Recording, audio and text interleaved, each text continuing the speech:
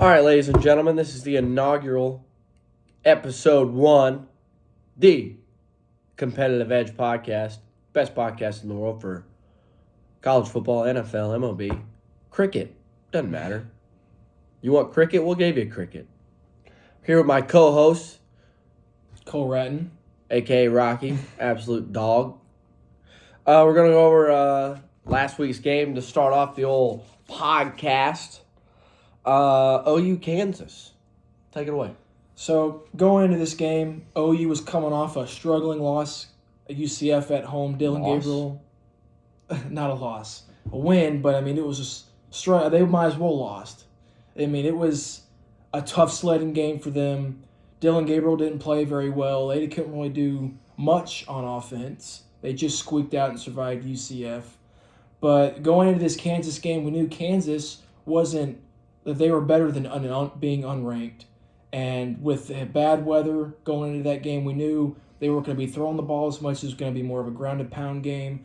I mean, if you look at the stats, Dylan Gabriel only threw the ball 19 times. I'm pretty sure he ran the ball more than he threw it.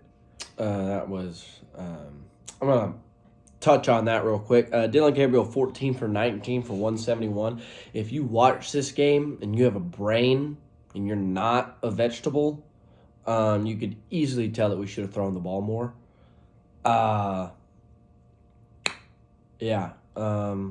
say we because I am an OU fan, disclaimer. But Tyree Walker had a great game, but at the end of the day, when there is 5 minutes left in the game,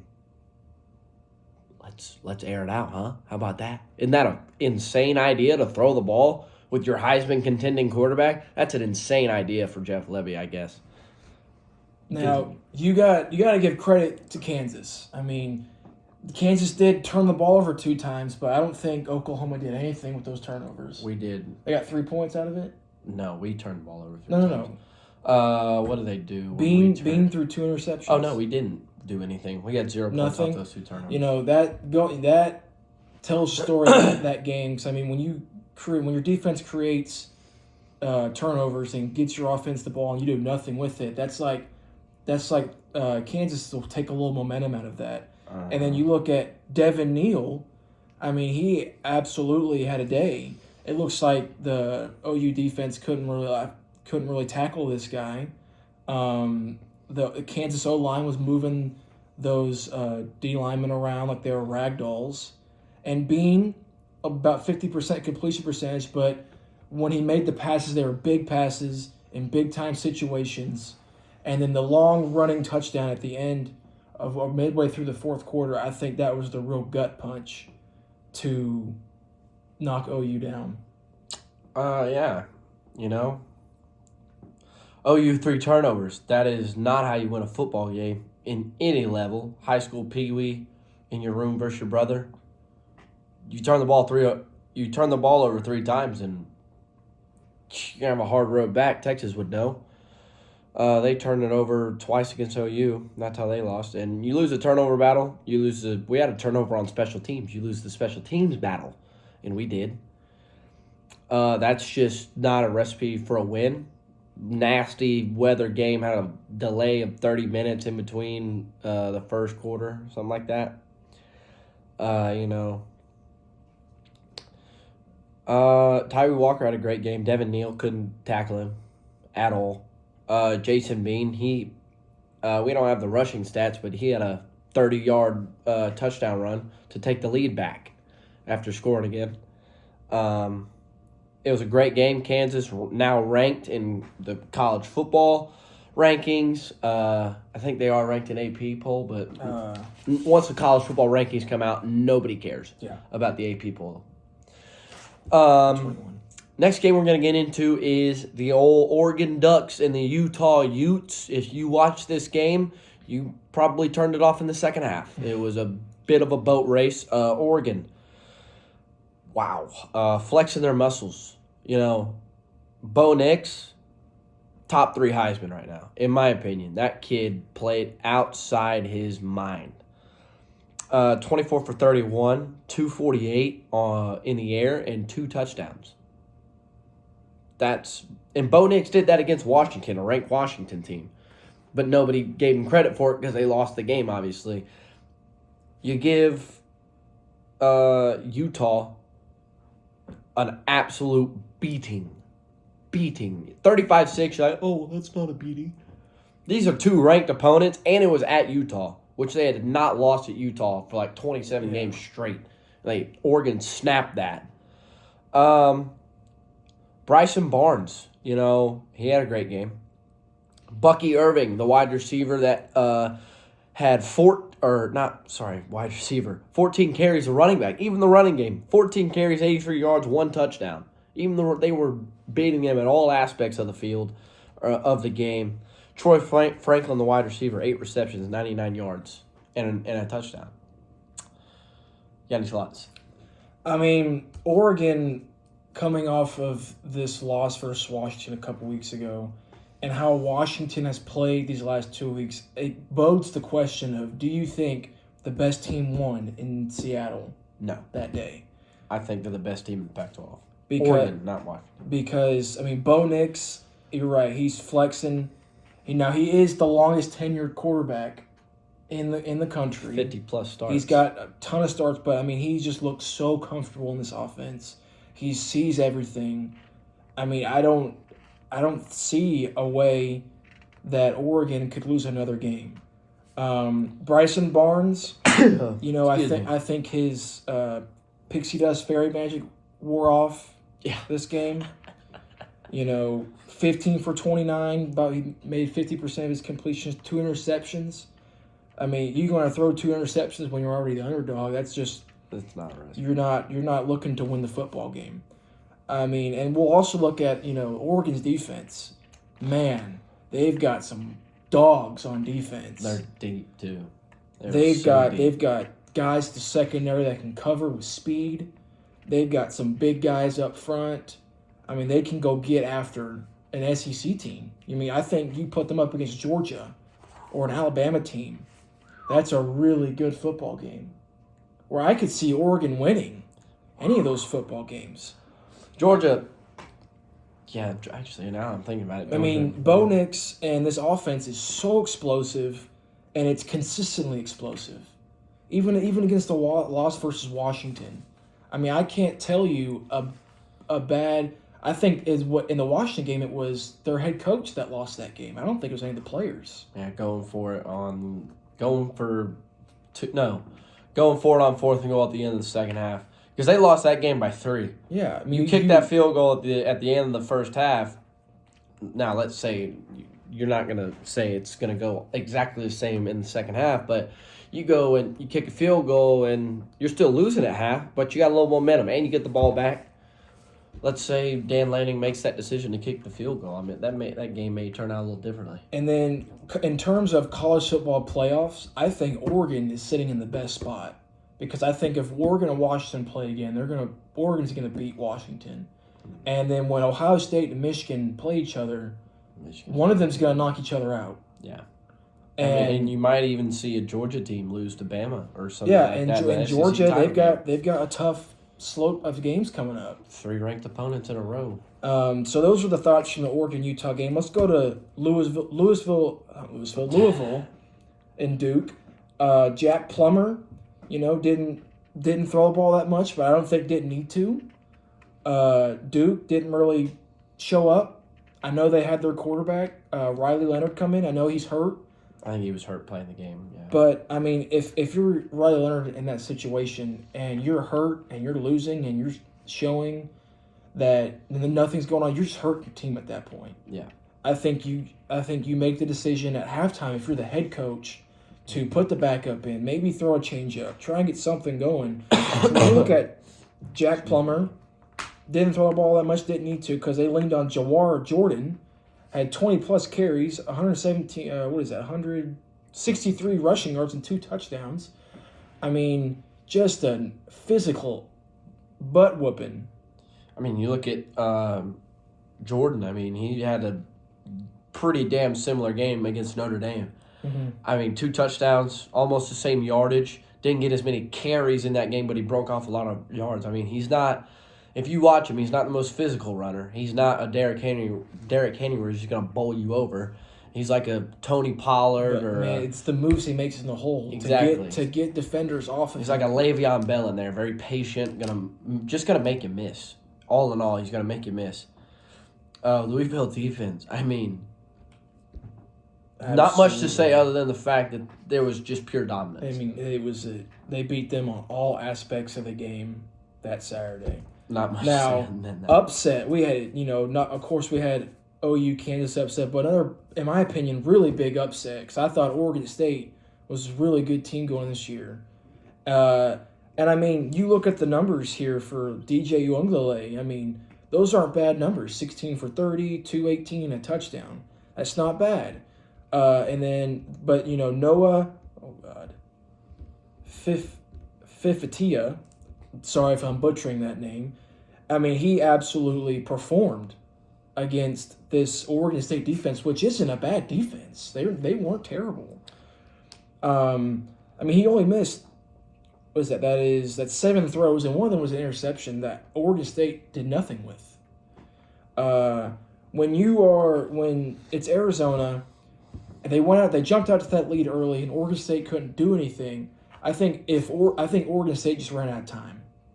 If Oregon State had more time on the clock, I think they win that game. But since they started the scoring so late, I mean, all Arizona did was to run the ball, which is what they did, keep the ball away from Oregon State, and just play the clock. If you looked at Arizona, I didn't find this particularly outlandish, surprising. I mean, they played USC to 3 overtimes. I mean, I talked about that in a couple weeks ago. They played a damn good USC team to 3 overtimes, and they've been playing teams close. I mean, they had a few blowouts, don't get me wrong. It's Arizona, but they've been playing teams close, and you can see it. Their offense is pretty damn good. I mean, they had 2 wide receivers almost at 100 yards receiving apiece. Each one of them had a touchdown. Huge win for Arizona. I mean, you can't get much better than that. Great week of college football.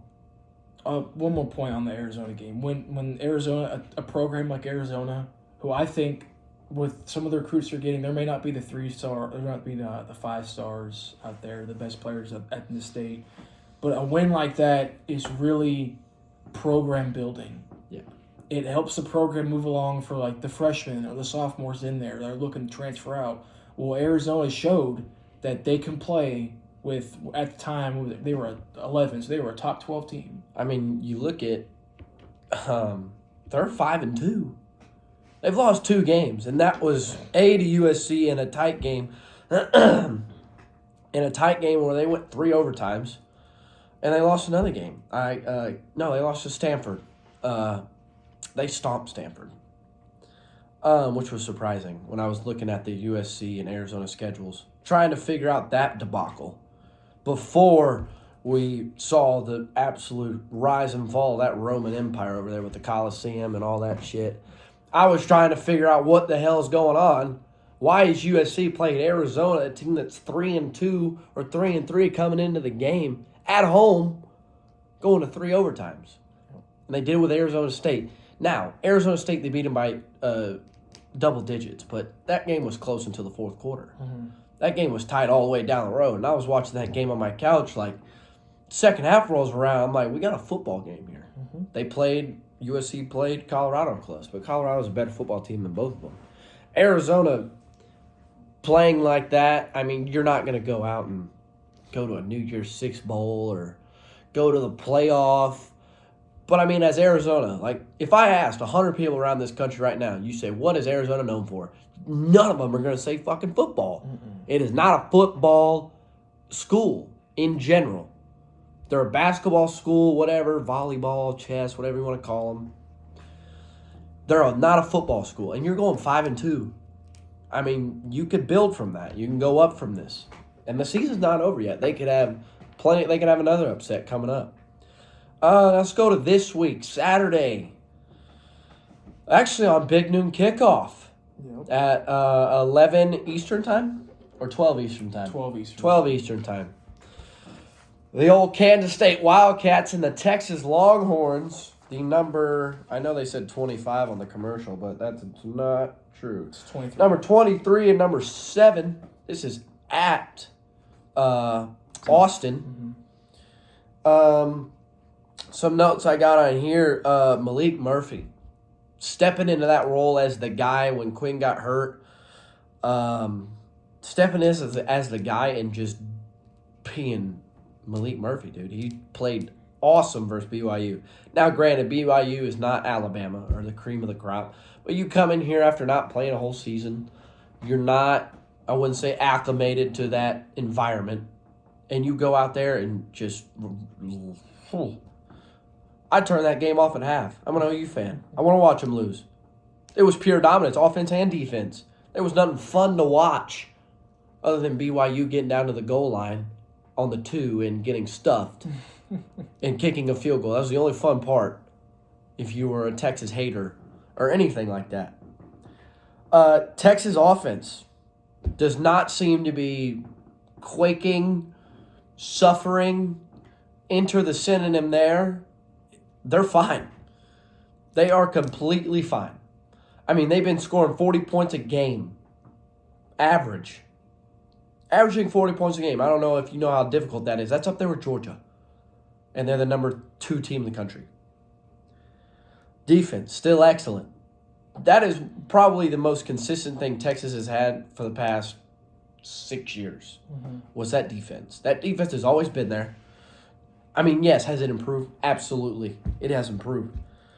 Kansas State been on a 4-game win streak since losing to Oklahoma State on that Friday at Oklahoma State, which we'll talk about Oklahoma State in just a minute. Kansas State offense putting up 40 a game. Texas putting up 33 a game since the loss to OU. That's pretty damn good. What are your thoughts on this game? So, I think for the keys for Kansas State to try and pull off the upset, they're going to have to go back to what they did a couple years ago. I know they didn't win that game, but they ran the ball with Deuce Vaughn. They're going to have to hopefully get out to an early lead. If I'm them, if I win the coin toss, I'd take the kick. I'd take it and I'd go down there and try and score to set a tone for that game. And if they let that Texas defense get into a groove, it's going to be a long day for the Kansas State Wildcats. I could see Kansas State just going to need some turnovers. They're going to need to win on special teams. And then you look at Texas, I mean, Malik Murphy, he played adequate. He played good. It was really Jonathan Brooks. I mean, he is, in my opinion, the best back in the country. I mean, that dude is a stud. He reminds me a lot of, I know he wasn't very good at Texas, but Keontae Ingram. Keontae Ingram, I know he had a problem with fumbling the ball at the 1 versus TCU. But That's awesome. But, I mean, because Texas, Malik Murphy's not bad. Malik Murphy was never no bum, no guy pick up at the side of the street. He's a very good athlete. He's been the backup, so I mean he still gets those reps during the week. So I wasn't surprised that Texas routed BYU. I wasn't worried that Malik Murphy, because you look at Texas's schedule coming up. Besides this K-State game, it's a very light schedule, and they're lucky that Quinn isn't out for the rest of the year, or I'd see big trouble when they would have to go play whoever in the Big 12 championship game. Because with how light this schedule looks, I mean, I think Texas has the best chance to get in the Big 12 championship right now, and that helps them go, at least starts trying to get in the college football playoffs. Next we got matchup that I am extremely excited to watch. Missouri number 12 and number 2 Georgia at the Dog Pound.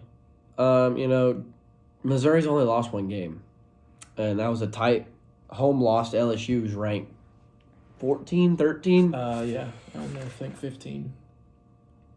14. 14. They're ranked 14. and they're ranked 12. It was not a terrible loss. It was a tight game. It was a bit of a freaking just who's got the ball last. They score a lot of points on the road. This being Missouri, they score a lot of points on the road. They only have 2 road games, granted, but when they do, they score over 30. They've scored over 30 points in those 2 road games. Caveat to that, little other side of the coin, is they give up a lot of points on the road.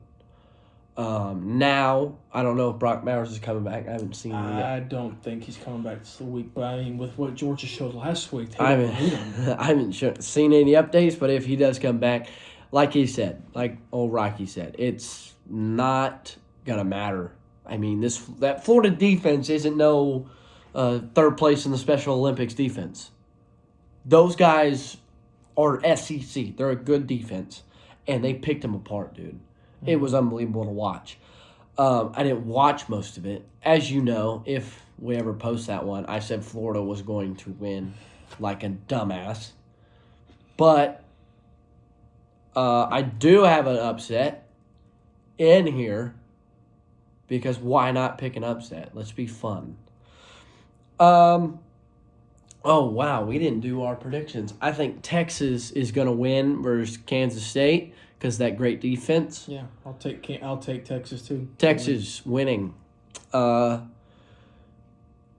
have a really good offense in Missouri, obviously, especially on the road. They score a lot of points. But it's the Georgia defense. They give up 15 points a game. I mean, it's like an NFL defense. It's like the 85 Bears out there, and they've been like this for like 4 consecutive years. I mean, they recruit well. They just SEC breed them, and they've got monsters.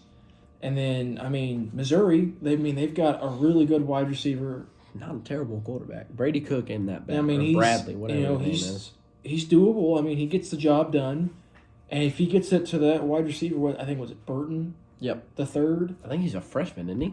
No, I think he's a sophomore, but he's damn good. But he is a sophomore. He was that 5-star that everybody was like, "Why the hell are you going to Missouri?" And this is why. He is I'd say he is second best wide receiver in the country, next to Marvin Harrison. There's a pretty big gap. It's Marvin Harrison, then Gap, and then him. There's a big gap in wide receivers. But for Missouri to get this win, they are going to have to, I think, pull some gadget plays out there. Get creative on offense, find a way to get Burton the ball in space, give the ball, because when you're a lesser team than another team, you've got to get your best playmaker the ball a lot. And, the Missouri quarterback, he does that really well. He's like a point guard in the NBA. He's a really good distributor of the ball. He knows the offense. But on the other side of it, Georgia is a top-notch defense. We're going to talk about how ugly Georgia's quarterback is.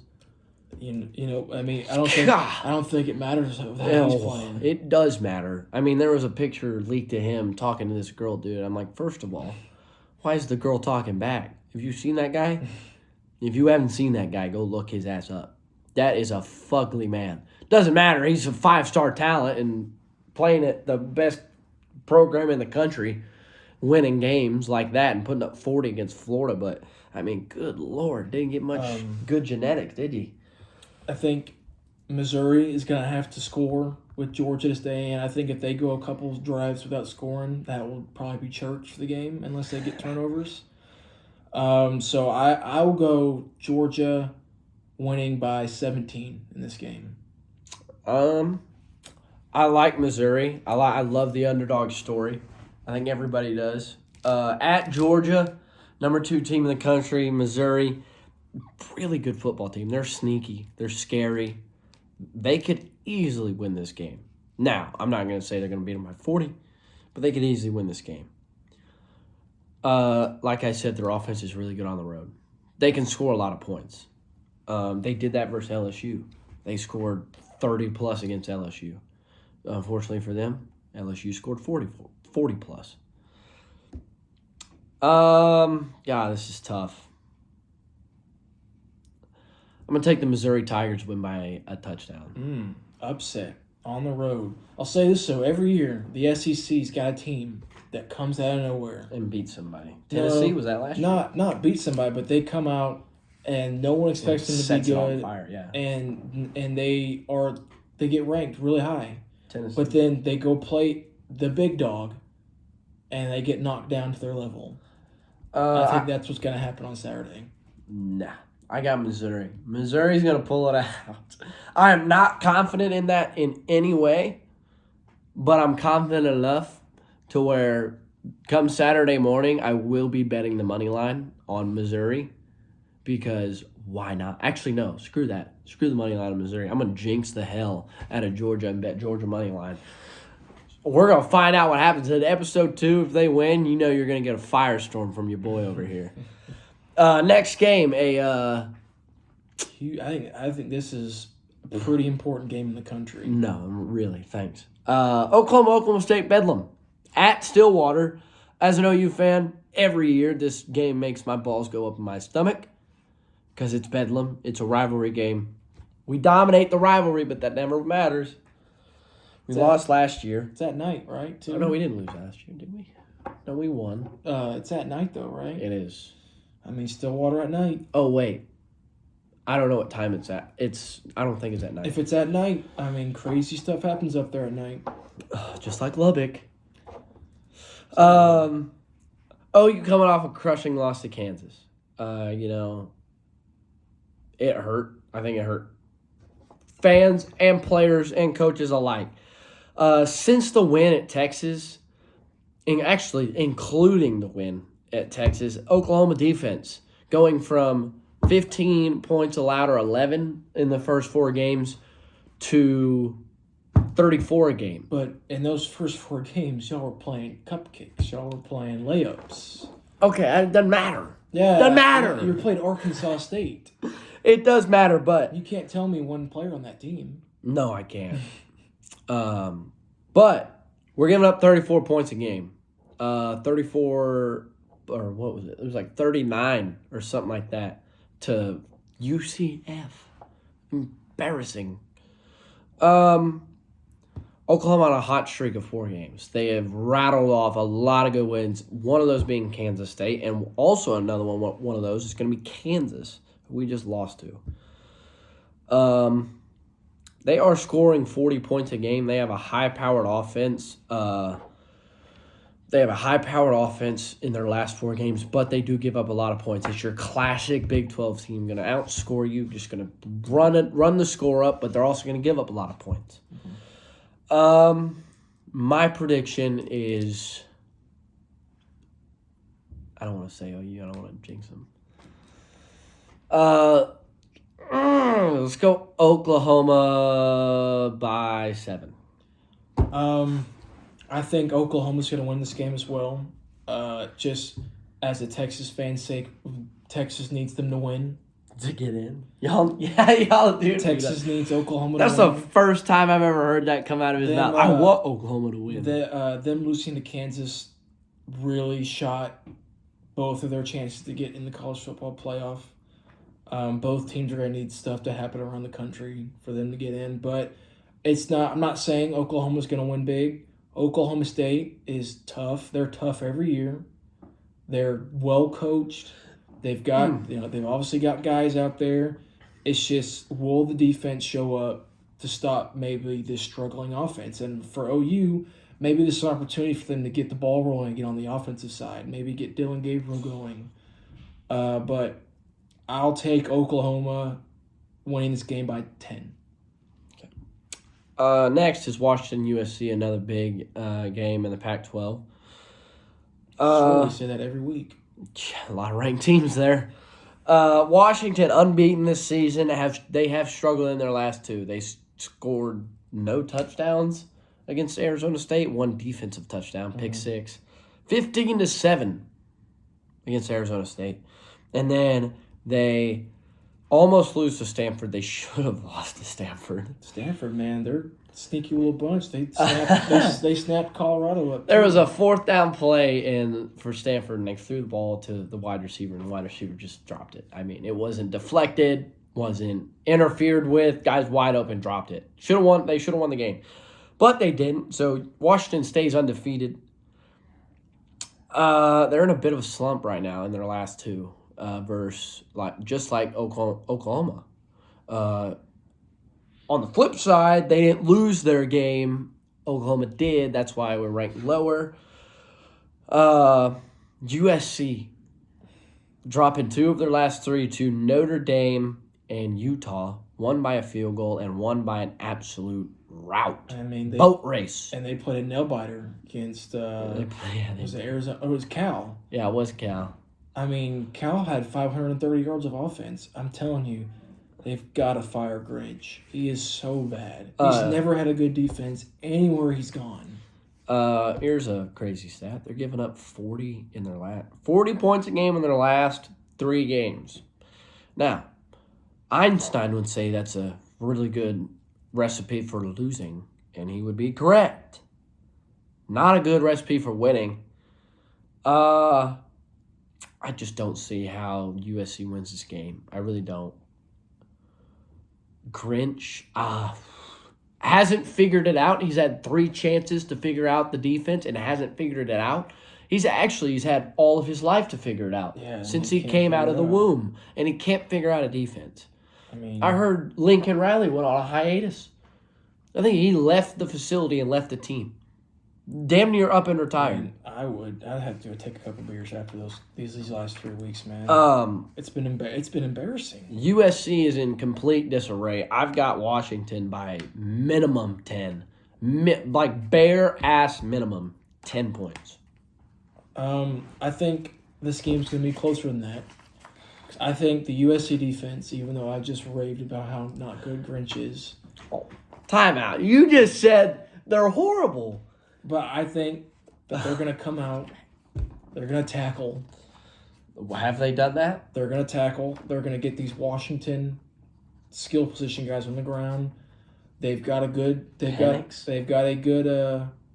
pass rusher on one side. I think he's going to go get after Penix.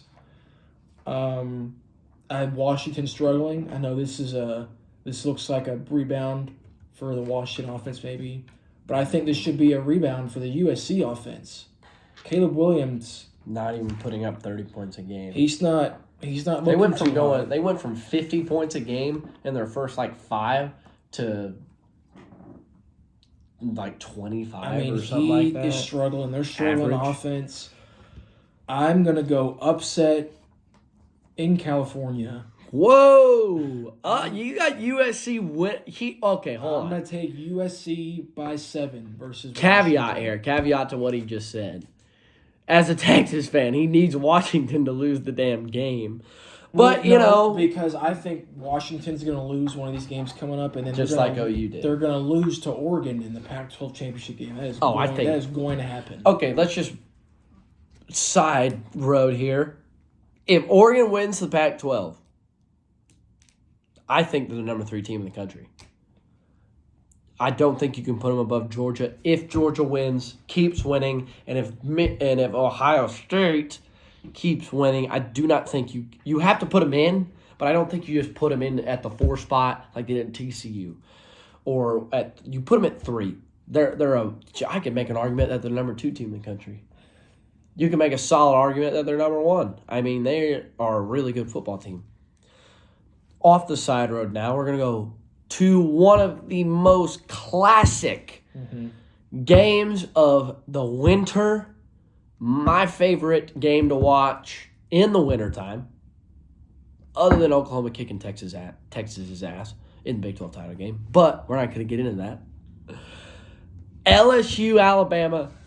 Now, I think we all remember what happened last time. Jalen Daniels and the Tigers went and played Bama and won at home on what was that, a 2-point conversion? Yep. 2-point conversion. Ballsy move from Kelly. Kelly. I mean, he hit the stones with that garbage. I I do remember that game pretty vividly. I do remember a video of a kid running on, like, they all rushed the field, and the guy just picked up the pylon and ran off. I thought that was pretty funny. LSU, Alabama, I mean, after losing to Ole Miss, they've ripped off 3 great wins. They beat Missouri, who's number 12, and... I mean, Ole Miss isn't a bad team either. It's not like they lost to Ole Miss what 3 are they? years ago. I think they're 10. Ole Miss is 10. Yeah, Ole Miss is number 10 team in the country. And Jalen Daniels has been...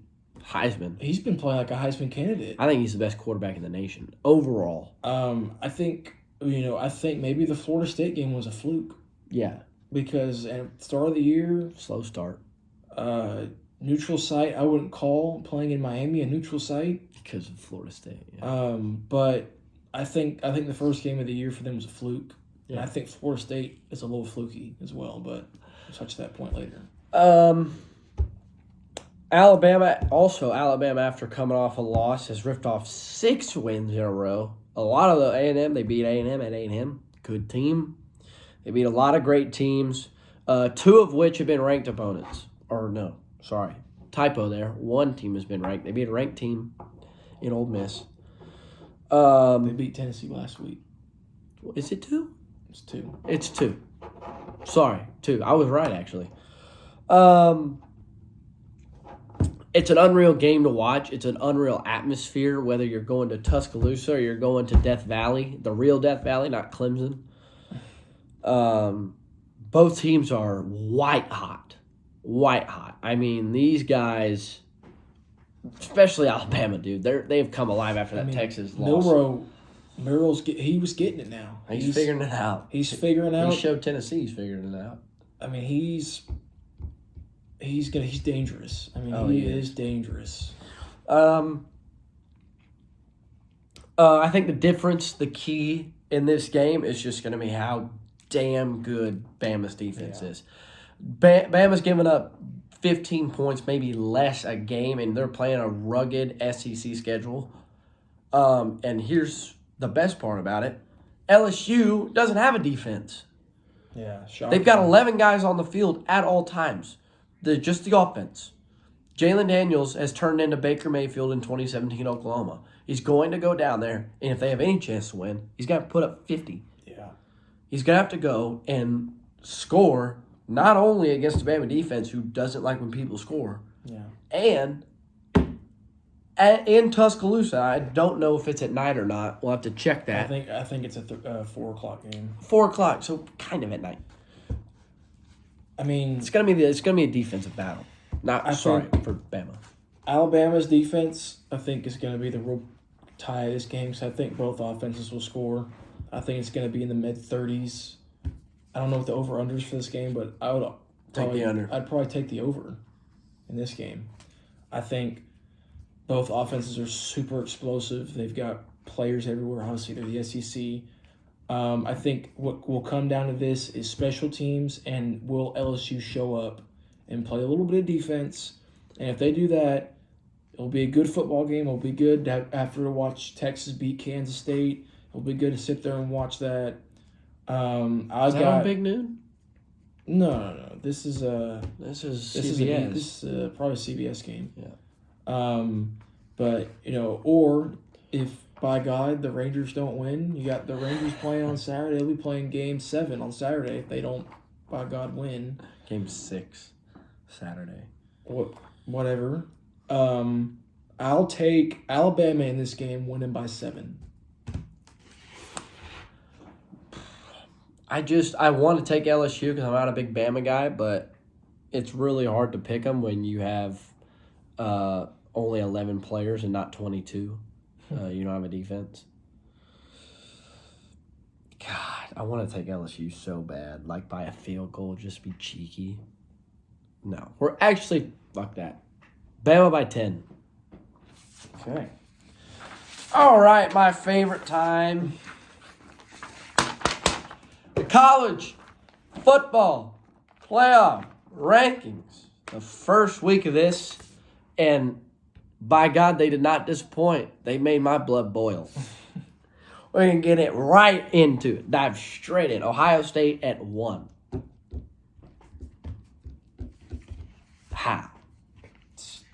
their resume. I mean, Okay. I keep hearing this word come up. Resume. Oh, they beat Maryland, who was ranked, and then they beat Penn State. Or no, Maryland wasn't ranked, were they? They beat Notre Dame at home. That's a tough place to play. I've never heard Notre Dame being a tough place to play. Ever. And they beat Penn State. That's a tough game. Penn State's a good football team. Notre Dame's a good football team. I mean, you look at these teams in the top 10, who has a better resume than Michigan. Michigan, okay. Well, okay, you could say they haven't played anybody. There's a difference between not playing anybody and beating those nobodies as you're supposed to. They have beat everybody they've covered the spread every week. But they're not going to put a team at number one just because they score a lot of points. And man, they are the most complete football team in the country, and I hate Michigan. I'm a Michigan hater. I don't like them at all. I don't like their fan base. I don't like anything to do with them. But they are the best football team in the country, bottom line, bar none. End of story. I mean, I think they got it. I think they got the top three right. Washington should be I think we both agree that Washington and Florida State should flip. Because in my opinion, I think Florida State is a very fluky team. They play in a weak conference, the ACC. It's so. I mean, they have nobody. Who's going to play them in the ACC title game? Clemson or like Kate Klubnik? Are you kidding me? Or North Carolina.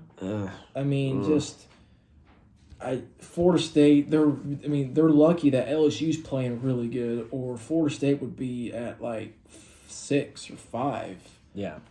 But I mean, with the win to LSU, they're really hanging that over. And I think with that win, I think with a little of this, I would also maybe, unpopular opinion, maybe flip Michigan and Georgia. Yeah, I like that. I think you should flip Michigan and Ohio State. That's a really bad take. It's not a really bad take. It's a true take. And watch.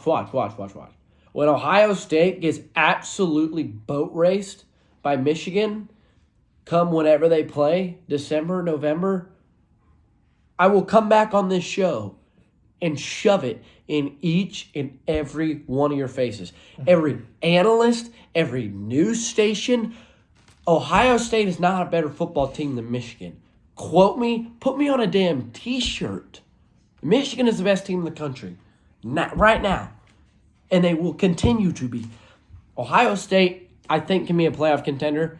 You're not beating Michigan in Ann Arbor. It's not happening. Not happening. You can't beat them twice. And I know there's going to be a little nerd Ohio State fan in the way back crowd picking his boogers. Going, well, they cheated. Get a life. Get a life. Maybe the scandal's what's moving them down to 3. Maybe if that's what it is, college football playoff committee needs to be the playoff committee's blown up. The playoff committee's a bunch of ADs. They're a bunch of athletic directors. I mean, that's unbelievable. If that's how it is, and this is to you, little nerdy booger picker, get a life. Everybody cheats. Now, it's sign stealing.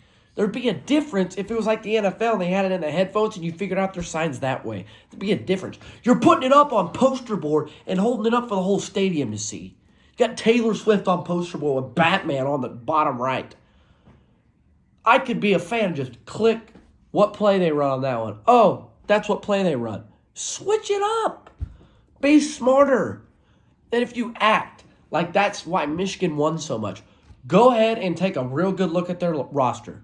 They got J.J. McCarthy, a Heisman contender. They got Blake Corum, one of the best running backs in the country. They have a stellar defense. They have 5 stars and 4 stars lining the field. They've got 4 and 5 stars on the bench. And so does Ohio State.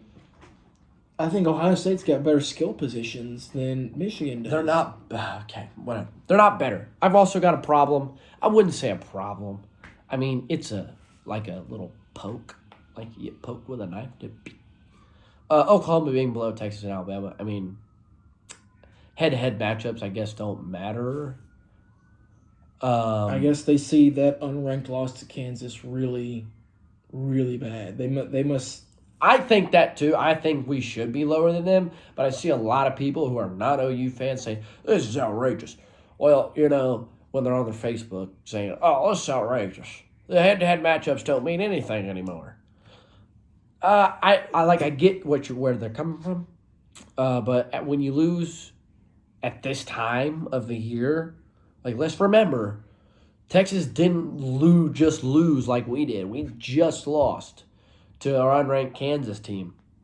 Like I get we beat Texas, I get it, but we lost. Like it's kind of like timing. But I've heard a lot of people had a problem with Missouri being over LSU with the head-to-head. But to all the people out there, LSU fans, probably being a lot of them, shut the hell up. Nobody cares. You are a 2-loss football team. You understand that? Or I have to get Ed Ogeron in here to translate. You are a 2-loss football team. You lost to Ole Miss. You lost to Florida State. They are a 1-loss football team. And, well, that 1 loss was to us. I don't care. You're a 2-loss football team. Go and beat Bama and you'll be higher than them. I think the committee. I mean, also it's November. It's the first. How on God's green earth is USC at 20? I couldn't tell you that. I don't know. Please comment below. I think the committee went path of least resistance. Least resistance. This is so similar to the AP Top 25. It's jarring. They maybe threw a little curveballs here and there, but curveball. They threw me a sweeper with Ohio State being at 1. I think besides Washington and flips with FSU, and maybe if you flip Georgia and Michigan, I thought they played it super safe. It's November. This is the first one of the year. This doesn't really mean anything. It just shows you where their head's at. And for this point in the year, I think that I think they are. I know undefeated matters, but for Florida State, I just look deeper into the games. They're not necessarily good wins. I mean, they're not boat racing teams. I'll tell you that. They're not pulling Michigans and boat racing these. No. Like they almost went to overtime with Clemson. Yeah. It's an okay ranking. I wouldn't say it's egregiously bad or very good. I'd say it's a very okay ranking. We'll care in about 4 weeks. That's when we really will care. But to get get in the minds of these committee, I think athletic directors for other schools need to get off the committee. Yeah. I think the committee needs to be people who don't have any ties to any schools and are just football guys that sit there and watch and know what they're watching, but not have any bias towards any team. Like analysts, like Joe Klatt and all them. Well, he has a bias. He played at Colorado. Colorado's nowhere near the rankings. But I mean, he's got bias. But I think they should just go find some people that don't have any ties. Like athletic directors should not be on the playoff committee. They shouldn't be. I saw a lot of people on social media saying that Air Force shouldn't be ranked at 25. I think they just threw them in there with getting thrown bone. Air Force, I mean, do we really care that much, guys? Do we really care? I mean, it's 24 and 25. They're not looking to make the playoff. Yeah, like, you guys are never going to be moved past 20. So now, next year... Let's not...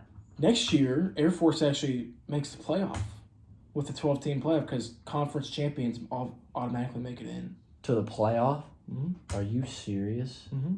That's like right now, Air Force so would be. dumb. I think Air Force would be playing like, I think Texas or something like that. No. Or no, I think they'd play. You put the top 12 teams in the country in. Well, conference champs automatically make it. That's dumb. That's such a stupid rule. Yeah, I mean, this show kind of ruined my night. I mean, Ohio State can't stand it. Cannot stand it. Well, episode 1 in the books. Got Michael. Anything you want to say to the folks? before we. Let's keep this train rolling. It's a fun show. I like voicing my opinion out here. Let's keep this train rolling, keep the ball going on this show, and let's have another great week of college football. Yeah, don't forget, to all you 5 people, subscribe.